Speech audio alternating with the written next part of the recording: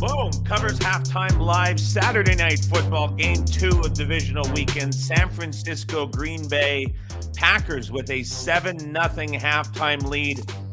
I don't know what's going on here. So clearly, as we just all saw, the 49ers handed the ball to the referee. And not only do we not get a review of the play under 2 minutes where the refs could have reviewed anything that they wanted, we don't even get a replay of it on the feed. And so the kick gets blocked. It ultimately doesn't matter, but it feels like that was maybe an important play to have a replay of or potentially take a second to review. But it's, I don't know. That was a weird sort of finish to that first half, but here we are with Green Bay holding a touchdown lead over the 49ers. And if you want to look at the box score, this is pretty one-sided. Green Bay 6.3 yards per play to just 2.5 for San Francisco. I mean, into the second quarter, they're about halfway. The Niners had a negative yards per play output, which, doesn't bode well for how things are ultimately going to trend. But you look even further, it's Packers 8.3 yards per pass to just 2 for the 49ers. And San Francisco's best drive results in an interception, which is just when you're betting on the 49ers, Jimmy G's very divisive, but you're just hoping that you don't get that one play that ultimately turns things around. And you could watch that game and sort of get the feel to it. It was switching there. And I criticized Shanahan and his decision to defer off the start of the game. I thought it was a weird choice because the Niners are a team that obviously like to run the football. That's their biggest advantage against this Packers defense. It's what they most likely wanted to do. And Matt LaFleur, Aaron Rodgers have a long history together of being very efficient with the scripted plays to start the game, especially coming out of the bye. And we saw Green Bay walk down the field. Before the Niners touched the football, it was 7-0. And so they got the turnover around midfield that obviously bailed them out. But where I would sort of say here is like Shanahan, if he wanted to get this both sides of half thing working, he certainly did it right. Ran the ball just before the 2-minute warning, took it to the 2-minute warning, got inside the 10, had it below a minute.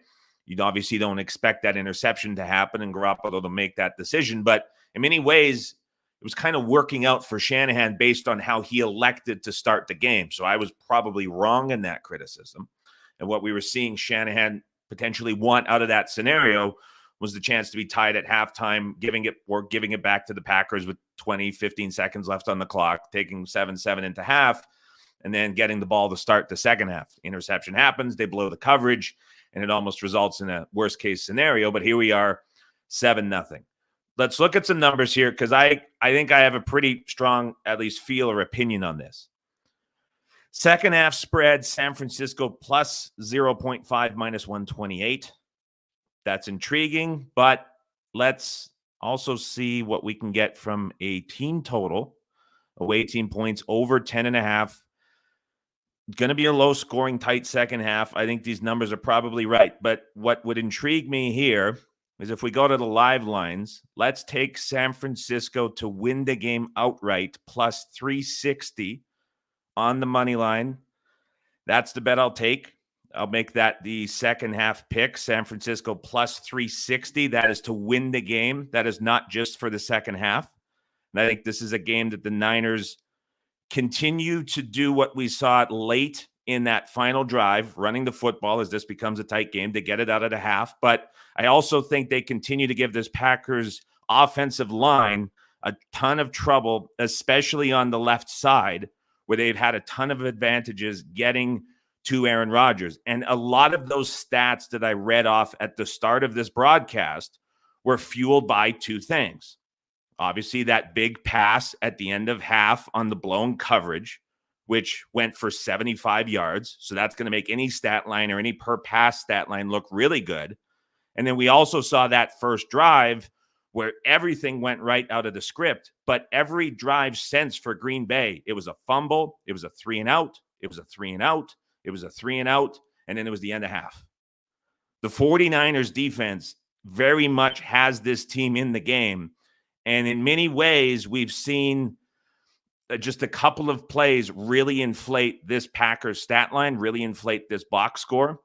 And every single thing, aside from the block kick at the very end of half, has gone against San Francisco to this point, and they find themselves in a very competitive game at the half, getting the ball first. So I believe that this is a game that the Niners are going to continue to grind out.